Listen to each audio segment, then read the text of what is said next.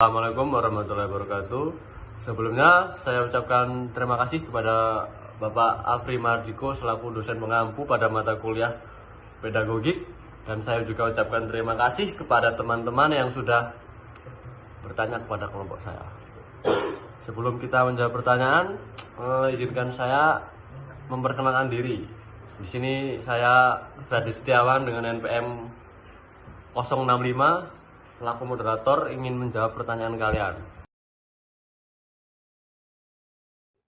Baik, saya Faridatul Isma akan menjawab pertanyaan dari kelompok 1 pada kelompok kami, yaitu bagaimana cara seseorang pendidik dalam melibatkan peran orang tua dalam melakukan pengembangan karakter religius peserta didik, sedangkan orang tua dari peserta didik merupakan salah satu masyarakat yang kurang dalam hal religius seperti berjudi, mabuk, dan sebagainya.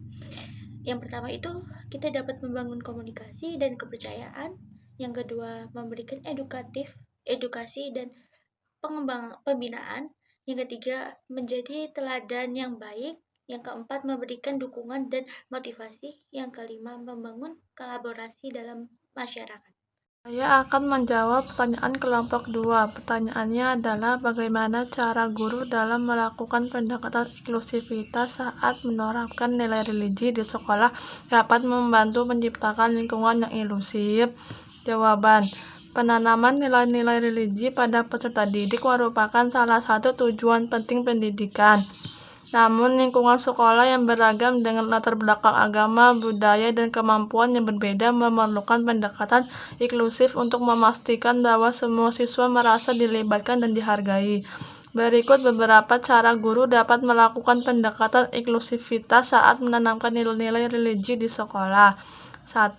Menghargai keragaman, mengakui dan menghormati keberagaman agama dan kepercayaan yang dianut oleh peserta didik. Menggunakan bahasa yang inklusif dan netral dalam materi pembelajaran dan komunikasi.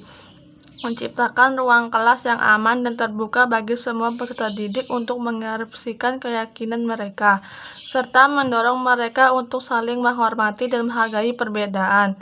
2. Menyesuaikan pembelajaran dengan kebutuhan individu, seperti menggunakan berbagai metode dan strategi pembelajaran yang sesuai dengan gaya belajar dan kebutuhan individu peserta didik.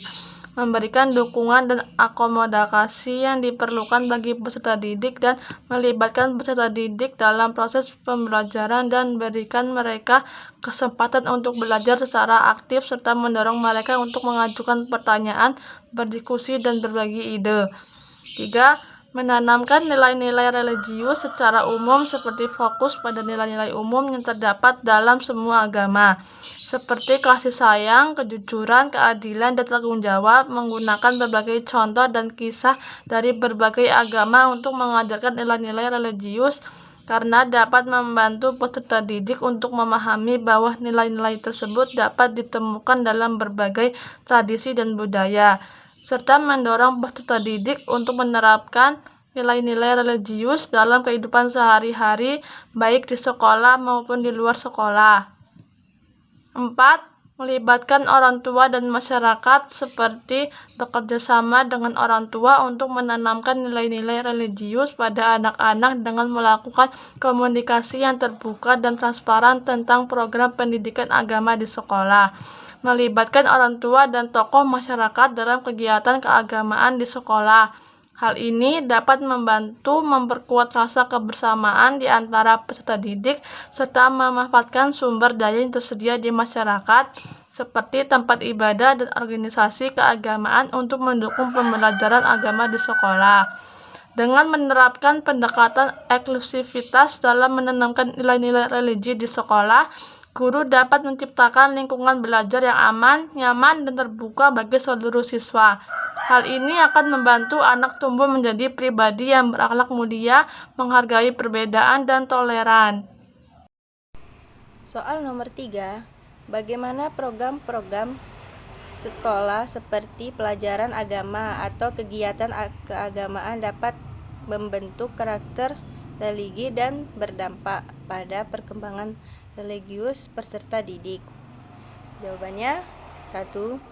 Program sekolah seperti pelajaran agama dan kegiatan keagamaan memegang berperanan penting dalam pembentukan karakter religius dan dapat memberikan dampak positif bagi perkembangan religius siswa. Berikut beberapa caranya.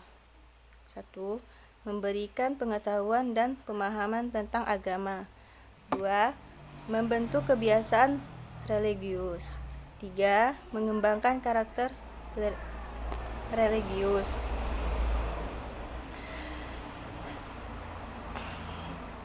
Efektivitas program sekolah dalam membentuk karakter religius dan pengembangan religi siswa bergantung pada berbagai faktor.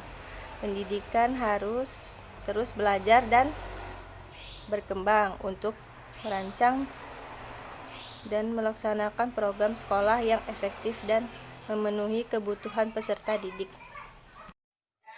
Saya, Eka Putri Sofiani, akan menjawab pertanyaan yang diajukan oleh kelompok 4 kepada kelompok kami. Nah, pertanyaan yang diajukan adalah, kira-kira apa saja sih indikator keberhasilan yang digunakan oleh guru-guru di SD Negeri 1 Pringsewu Utara untuk mengukur efektivitas penerapan pendidikan religi di kelas?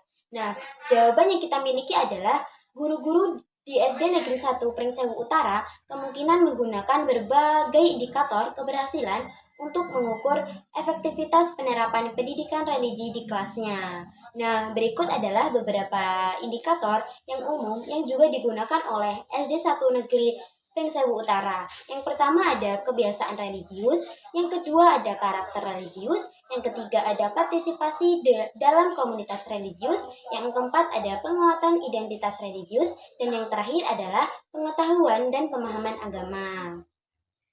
Nah, selain itu, indikator-indikator di atas guru-guru di SD Negeri 1 Pringsewu Utara mungkin juga menggunakan indikator lain yang sesuai dengan konteks dan kebutuhan sekolah mereka. Nah, mengukur efektivitas pendidikan religi merupakan proses yang kompleks dan multidimensi.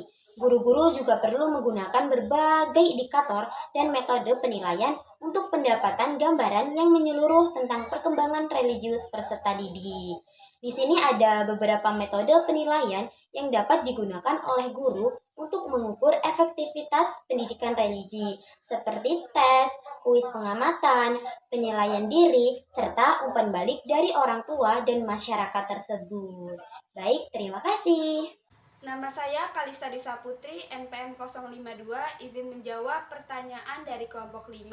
Pertanyaannya adalah, apa saja tantangan yang dihadapi dalam mengajarkan religi di sekolah dan bagaimana cara mengatasinya? Izin menjawab, mengajarkan religi di sekolah menimbulkan berbagai tantangan, terutama dalam konteks sosial yang beragam dan kompleks. Ada beberapa tantangan umum yang dihadapi. Yang pertama ada keberagaman agama dan keyakinan. Yang kedua ada kurangnya dukungan dari orang tua dan masyarakat. Yang ketiga ada keterbatasan waktu dan sumber daya. Yang keempat ada kurangnya kompetensi guru agama.